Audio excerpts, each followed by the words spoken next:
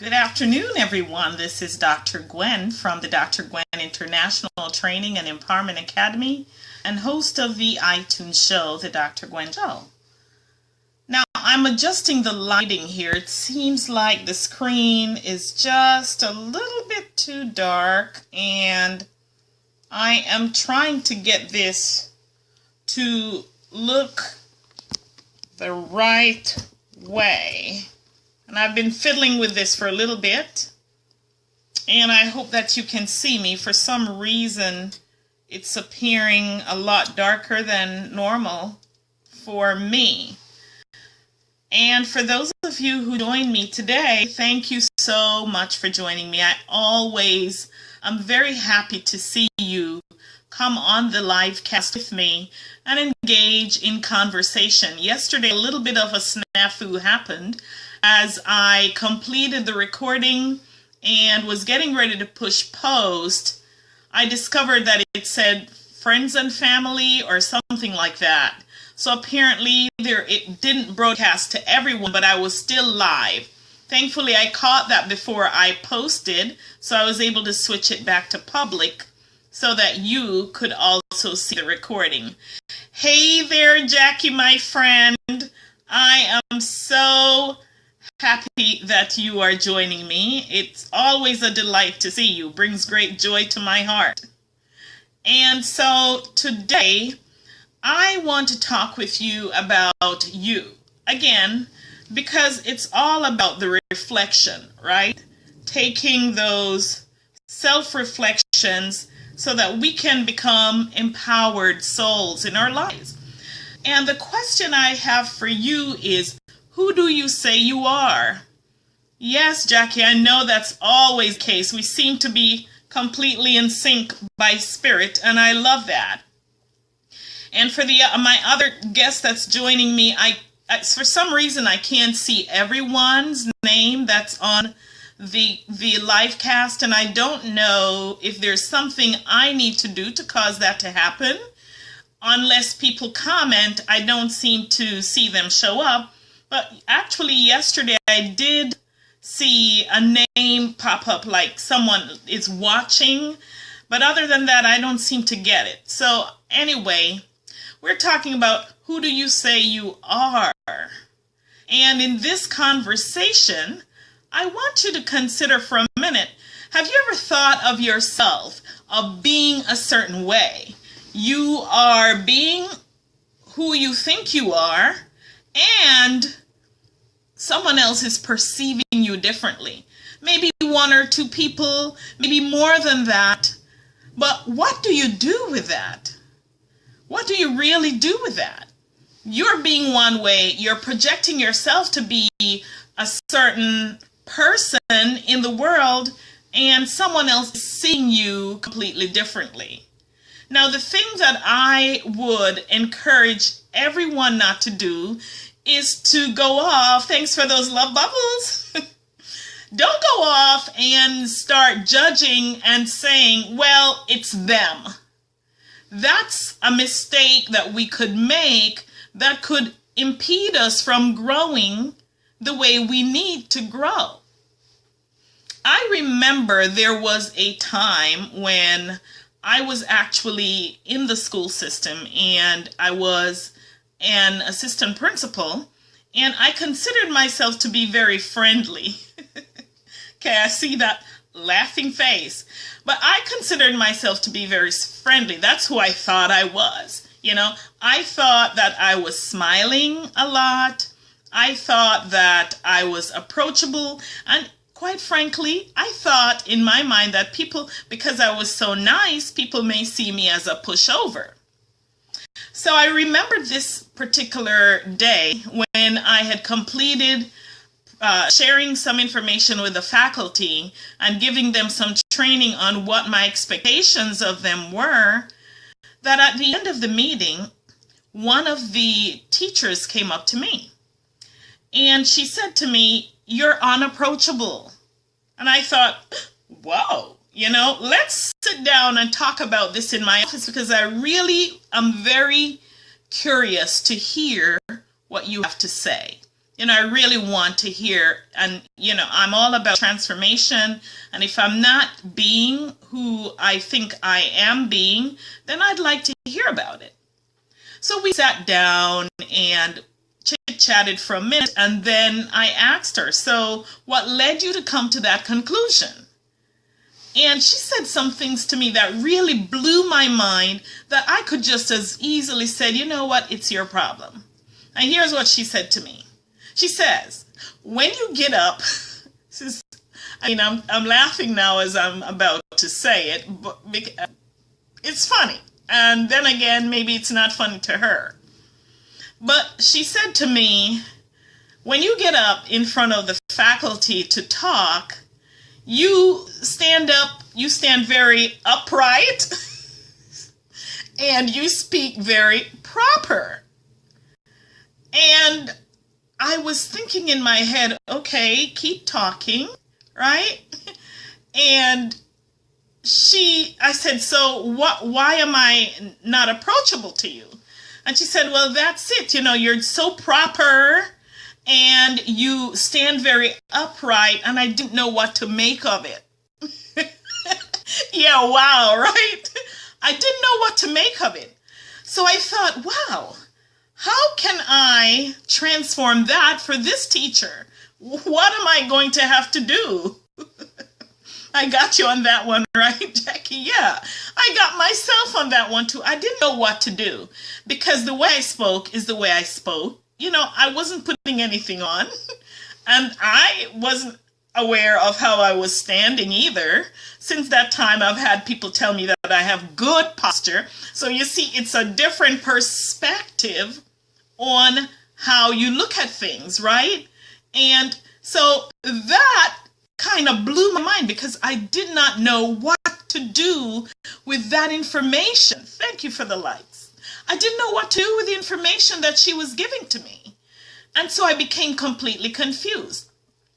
That was just one situation. However, I've had people say to me that, you've hurt my feelings. And I thought, really? Like, I've had people say to me, you're bossy. You're bossy. And I thought, I didn't think of myself as being bossy. In fact, people say to me, you're strong-willed. And I thought, oh no, not me. I am not strong-willed. And I would fight tooth and nail to convince them that I'm not. No, you're talking to the wrong person, because in my heart, I didn't look at myself that way. See, it's like in my interactions, I'm not aware of who I am showing up as in other people's lives. So Sonia says, did you ask her what she would find as approachable? That's a good question. I did not ask her that, and I assume she didn't want me to stand proper and she didn't want to speak proper. I don't know. That question did not occur to me, and that's a great question to have asked her, really. But it just didn't occur to me. I was just so in shock that I'm thinking, okay, what can I do? But that's a real good question, Sonia. And it is, as a matter of fact, going to lead to something I'm going to divulge a little later. So that is just great. You're really on point with that one. So anyway, and you got to understand too, this is before my enlightenment, right? I wasn't as enlightened as I was. Things were just, I was in a completely different world then. So anyway, so I forgot the thought that I was making now, but in any event, yeah, you try to be who you think you are, and other people say other things of who they see you showing up as. And Sonia says, when other people tell us who we are, they are really revealing to us who they really are. That is a really interesting perspective. And I've heard along the way that we tend to see in other people the things that we ourselves have. I don't know. She didn't stand erectly. She didn't speak properly. And maybe, I don't know how other teachers saw her on whether she was approachable or not.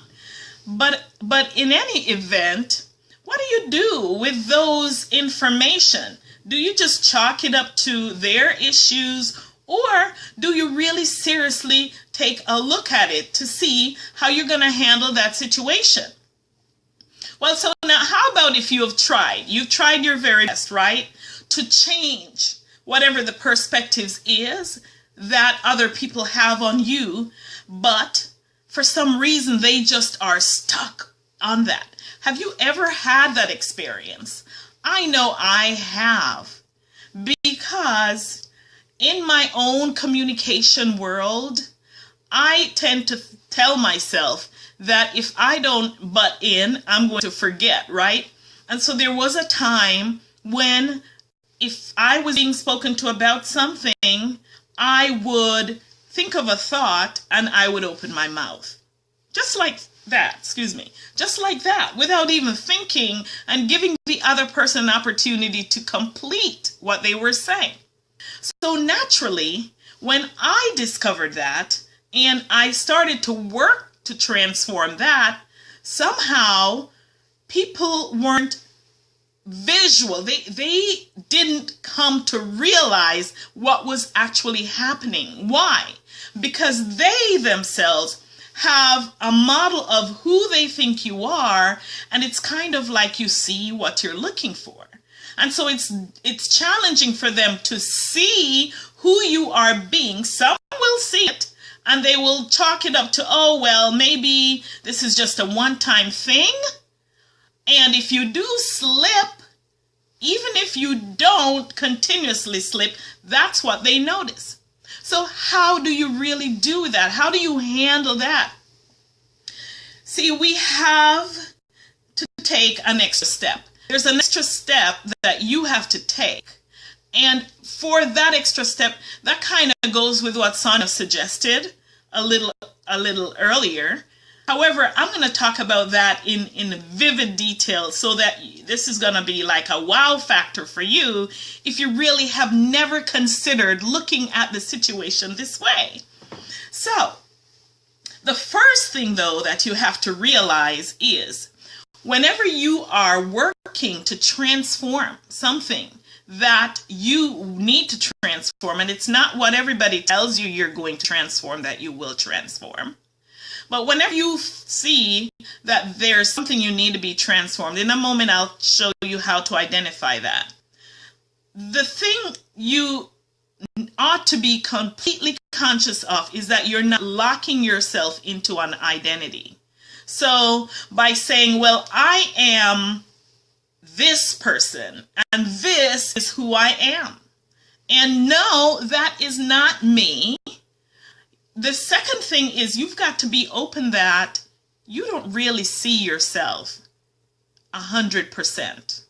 You don't. I remember saying this to some lady at one point, and what she said was, oh yes, I know myself. Now you don't argue with that. You just let it. Oh yes, I know myself. Do you? Do you really know yourself? So Sonia says, what does that tell you about who you are trying to influence?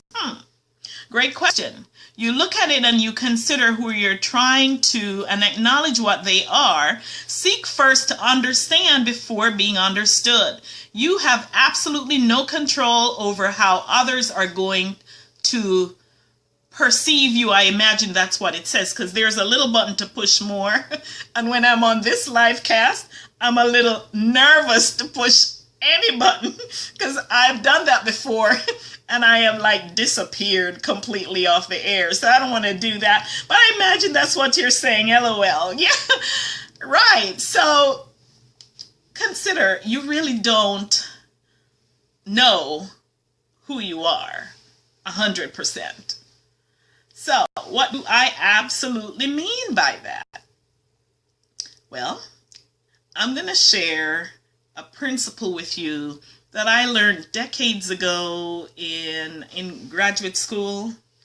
And there's something in my eye. I can't quite, it's kind of interrupting my vision. I can't seem to get it out. Yeah, so first, before I tell you the principle, let me share the elements of that principle for you. First one is, for you see yourself a certain way, and there are 4 sides of who you are. 4 sides. Number 1, the side that you see and others also see, right? So that's the first side.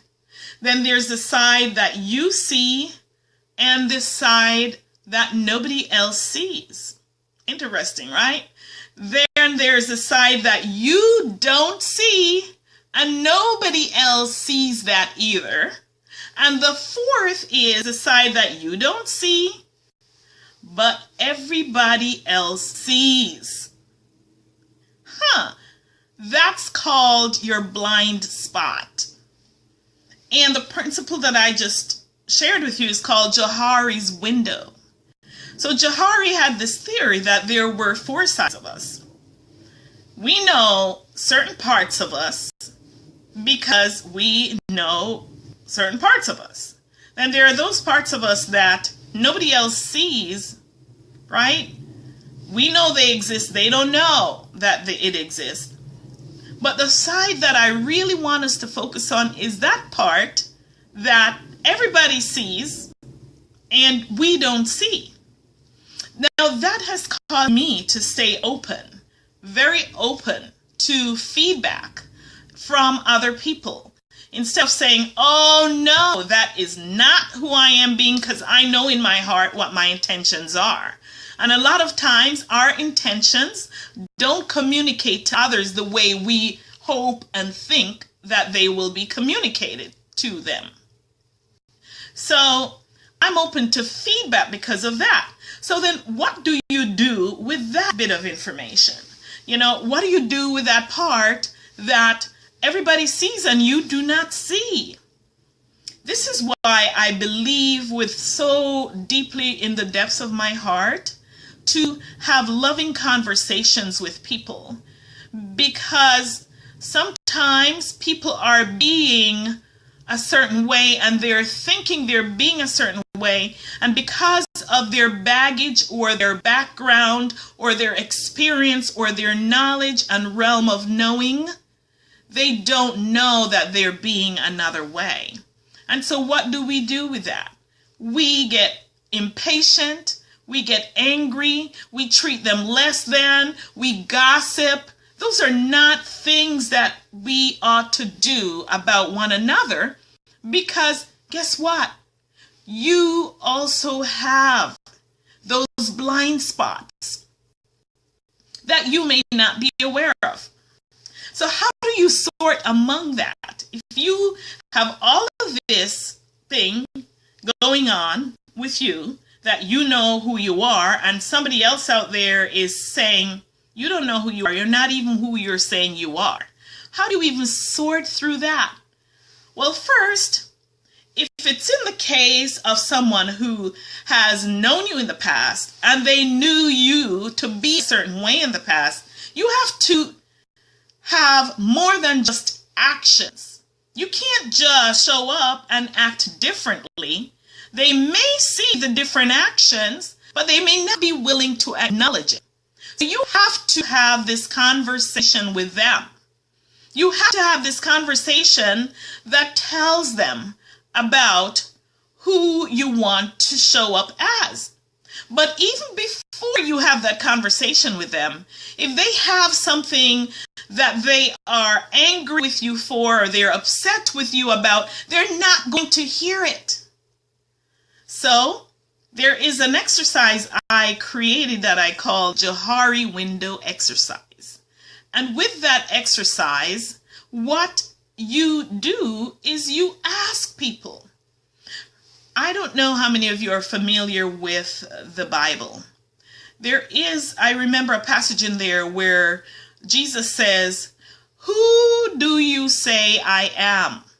Like, who do men say that I am? That's a question you need to ask. Who do you say I am? Who am I to you? How am I showing up to you? What do you think I can change because I really want to, and I really want to be a great person in this world. So what do you think I can transform in my life that's going to cause me to get there? I really value your input and your feedback. So give it to me now, and I promise I will listen to you with open heart. And do listen. Do listen. Because in those moments, you are going to get wonderful nuggets that will transform your life. Now, it's not what everybody says you're going to listen to. And sometimes it's hard to decide. If you see something showing up very, very often, that is probably something you need to cue into to pay attention to transform. There's also, though, those unique people who can see you. Like they can see you, and other people may not be as perceptive and intuitive about life, but these unique souls can actually see you. They know who you are. And when they say something about you, something will connect inside of you to say, yes, that is true. I really wasn't even aware that that was coming out. So your whole intuition and your whole own internal guide and compass will direct you to the truths of what others may be seeing. And when you get that information, now it's time for you to get to work. Because you have already laid that premise with those people and you said, you know, this is who I want to show up as. I've had an experience with one of my daughters because, you know, I had the approach, darn it, I am mother. You know, and so there was a little pride factor in going and saying, you know what, I made a mistake. I shouldn't have cut you off. I didn't want to do that because it made me feel a certain way, less than, right? And so I finally mustered the courage and had a conversation. And we had the most amazing, heart-throbbing, open conversation. Thank you for those love bubbles. That completely, when I tell you, completely transformed the tone and the quality of the relationship. I mean, I loved her and I love her and I loved her and she loves me. I know that. But I didn't know how much pure and beautiful that conversation could be until I had it. So what actually happened? I actually transformed her viewing of me and how I came to the conversation. So that instead of her coming to the conversation with consternation that, oh my goodness, mom's going to tell me what to do again. Now she was more open to listening and hearing. And I was more alert to not telling her what to do. Because in essence, you know, as moms, we're thinking, okay, we're having the conversation. We're older. We have insight. Let me show you a perspective that you may not see. They may not want that. Okay? So coming to that conversation open is what makes the hugest difference. So Sonia says, I think this depends on the level of consciousness of the individual. Yes. Other people mirror us as we mirror for them. We gain clarity as we move beyond ego. Isn't that the truth? The complete truth. That ego thing will mess us up every time. Moving beyond ego evokes pure love at its deepest core. Because now you're moved to do what you know deep down you need to be doing. And that pride and that ego have been stopping you from moving forward. So that's true. And Jackie says those people who have a loving spiritual eye to see you and your potential, yeah, they also critique in a gentle way. That is so true. So, when they see you and they show up with that loving spirit, really listen. And if some of them are not tactful, listen anyway. And discern for yourself and be open. Even if you don't discern it, well, could that be true? Could it be true? What if it were true? How would I operate going forward?